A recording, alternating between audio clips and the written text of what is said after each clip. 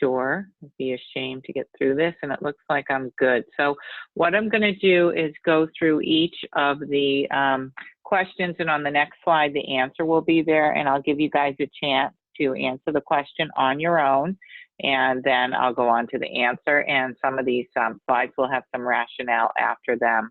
And so without any further wasting time, we'll get going. So number 25. Which of the following is not an effect of malnutrition on the body's immune system? A, intestinal bacteria may be altered. B, tissue integrity is impaired. C, mucosal secretions are decreased. And D, urine may be colonized with bacteria.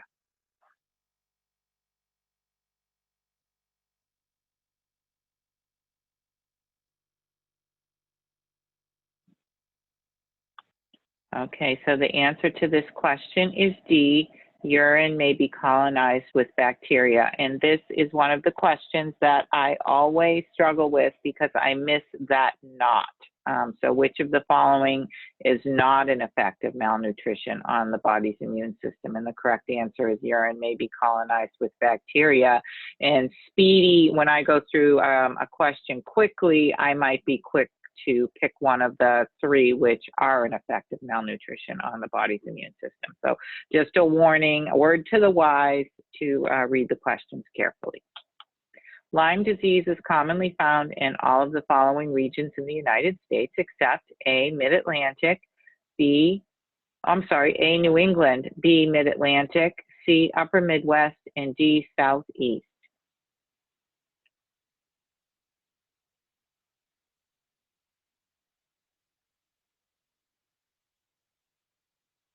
Okay, so the answer to this question is D, in the Southeast.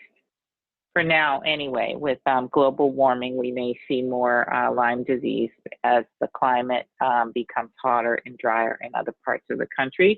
But the correct answer to this question is the Southeast of the United States. 27. All of the following organisms can penetrate the intact epithelium of the conjunctiva or cornea except A, Staphylococcus aureus, B, Streptococcus pneumoniae, C, Neisseria meningitidis, and D, Neisseria gonorrhea.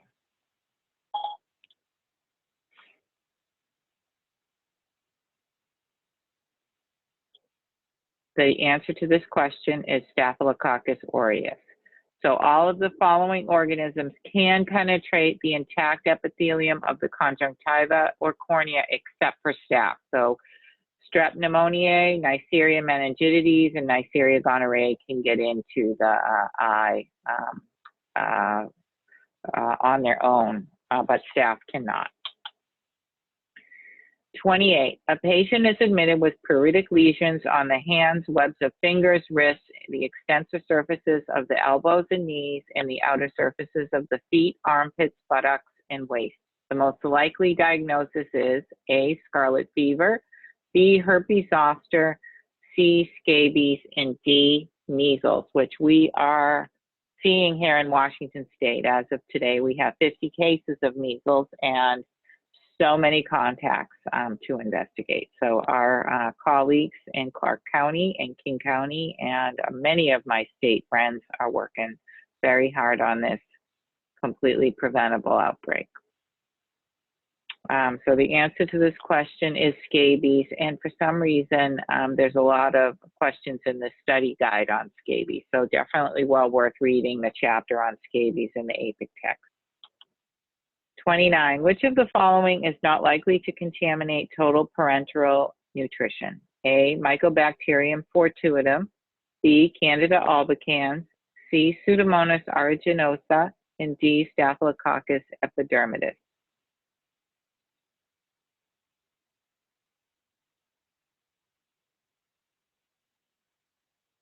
Okay, the answer to this question is A, Mycobacterium Mycobacterium fortuitum. So which of the following is not likely to contaminate total parenteral nutrition? So those of you who don't work in hospitals and aren't familiar with TPN or pharmacy compounding standards, this might be something you would skip over and save until the end and not freak yourself out going forward if it isn't something that you're familiar with. But the bacteria that may be likely contaminants of TPN are Candida, which is a yeast, Pseudomonas, which is a water bug, and Staphylococcus epidermidis, which lives on our skin. So those would be things that would be likely to contaminate TPN. 30, a urine specimen collected from an indwelling urinary catheter was sent to the lab for culture and sensitivity. Culture results reported a colony count of 50,000 cc per ml of Escherichia coli. Sensitivity testing reported resistance to cephalosporins and sensitivity to ciprofloxacin. This organism is an example of A, methicillin-resistant, B, aminoglycoside resistance, C, extended spectrum beta-lactam resistance, and D, quinolone resistance.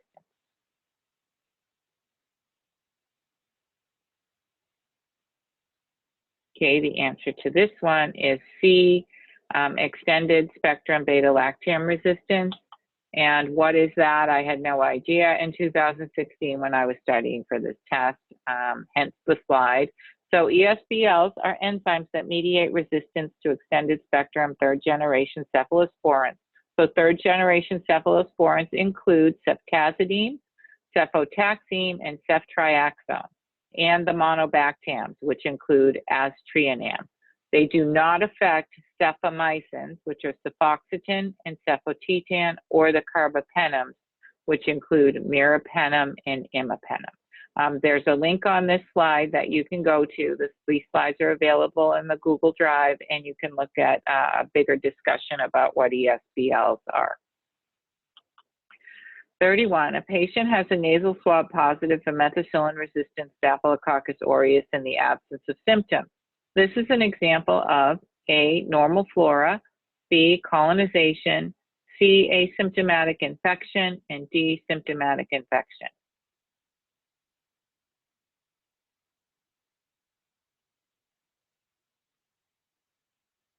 Okay, the answer to this question is colonization, and this is definitely going to be on the exam.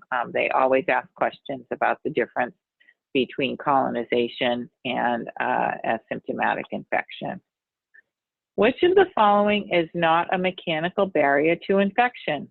A, intact skin, B, mucous membranes, C, secretions, and D, cilia.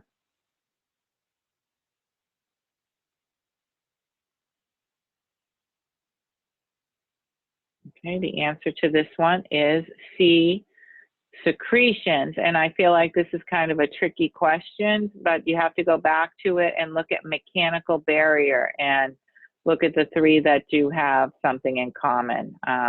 That intact skin, mucous membranes, and cilia are actually mechanical body parts, and those would be the correct answers, where secretions are barriers, but they're not mechanical barriers. 33, patients with cell-mediated immunity dysfunction are susceptible to infections attributed to pathogenic intracellular bacteria. Examples of these organisms include 1, Salmonella typhi, 2, Bacteroides fragilis, 3, Listeria monocytogenes, and 4, Staphylococcus aureus. And you guys get to pick 2 of these, 2 and 3, 1 and 3, 1 and 2, and 3 and 4.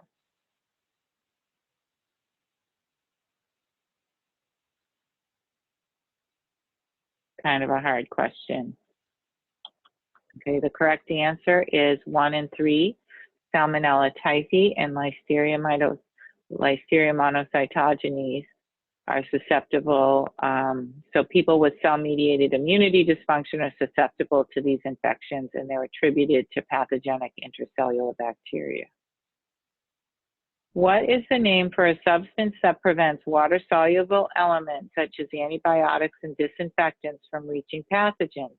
A, cell wall, B, biofilm, C, sludge, D, biocarbon. So those of you who are just listening, definitely write down your answers and commit.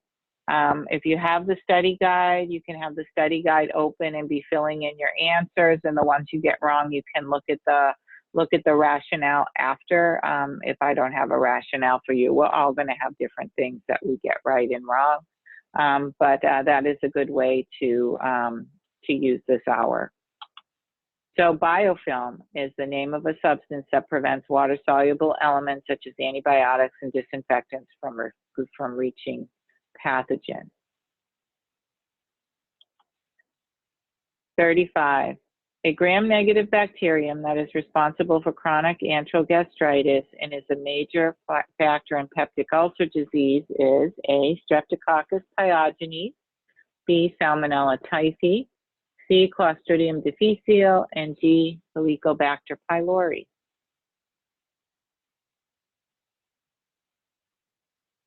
Okay, the answer to this question is Helicobacter pylori, or H. pylori.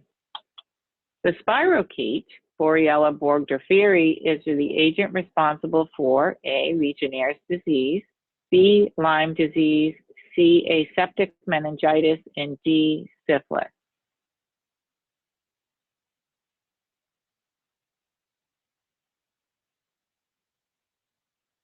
Okay, the answer to this one is B, Lyme disease. Lyme disease is caused by the bacterium Borrelia burgdorferi and is transmitted to humans through the bite of an infected black-legged tick. Number 37, higher morbidity rates in chronic hepatitis B virus carriers are associated with a co-infection of which of the following? A, hepatitis A, B, hepatitis D, C, hepatitis C, and D, hepatitis E.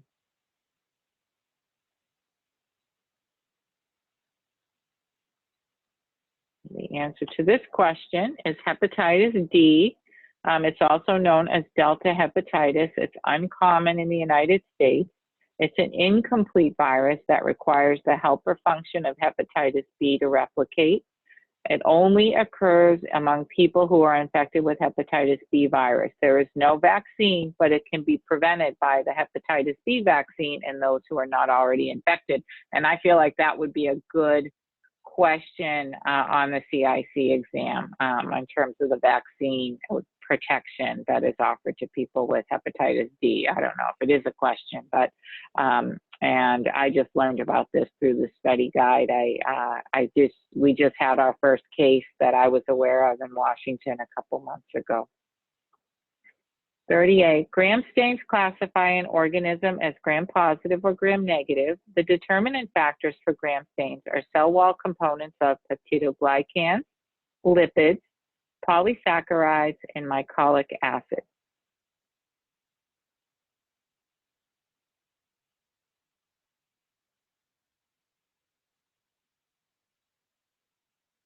Okay, the answer to this question is peptidoglycans. So gram-positive organisms have a thick, not think, a thick peptidoglycan cell wall that does not allow the crystal violet iodine complex to be removed during the alcohol wash. So when they stain the slide with the crystal violet iodine complex, they wash it off with alcohol, and if the slide or the bacterium or whatever's on the slide, it will retain that blue color. So gram-positives are always purple or blue. Gram-negatives are colorless, so they do not have the cell wall peptidoglycan component, and so the alcohol does wash the blue out, and then they counterstain. They counterstain the slide with a safranin-colored material, and so the gram-negatives appear red. So a way to remember that, or how I remembered it, is gram-positives are purple, and P and positive and P and purple are both P words. 39. An example of an obligate intracellular parasitic bacterium would be an organism responsible for A, hepatitis, 1 hepatitis, 2 Q fever, 3 malaria, 4 epidemic typhus. And we get to choose from 2 of these, 2 and 3, 2 and 4, 3 and 4, and 1 and 2. And if you're like me, when I studied this first, I had no idea what an obligate intracellular parasitic bacterium was. So hopefully some of you do. But you'll know in a second. Okay, so the correct answer to this is B, 2, and 4. So what is an obligate intracellular parasitic bacterium? So it's a bacterium that cannot produce outside of the host cell. So viruses are obligate intracellular organisms because they cannot reproduce outside of the host cell. So what we're looking for here, so hepatitis is an obligate intracellular virus. So this is a tricky question. So if you knew that about viruses, you might be one who would want to put hepatitis as the correct one. So the correct answers are Q fever and epidemic typhus. So Q fever is caused by the bacterium Coxiella burnetii. It's transmitted from animals